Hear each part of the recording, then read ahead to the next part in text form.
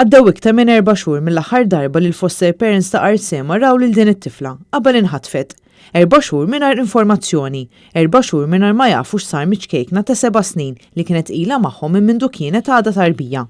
Iżda jista' jkun li din l-istorja fil-jiem li ġejjin tieħu żvolta differenti. Filmat u ritratti esklusivi illi waslu għad News juru tifla li tixbaħ ħafna lil Arsema. Jidher li dan il-filmat inġibet fraħal fil-Ġermanja fejn huwa suspettat li tinsab din it-tifla. F'mument minnhom fl-isfond tal-filmat jidhru 3 titfal li waħda minnhom qed ikun suspettat illi hija Arsema. Ftit tal-jemilu l-Qorti tal-Familja laqet rikors li sar mill-Ministeru għas-Solidarjetà Soċjali sabiex dan il-każ ikun meqjus bħala ħtif ta' minuri.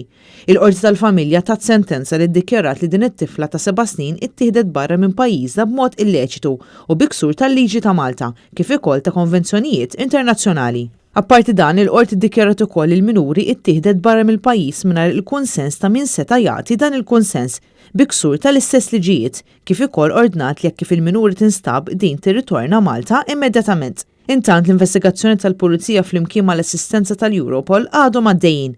It-tifla kienet ġiet irrappurtata nieqsa mill-familja li tieħu ħsiebha f'Ottubru tas-sena li għaddiet u maħsub li t-tifla ivvjaġġat illegalment flimkien mal-omm bijoloġika tagħha.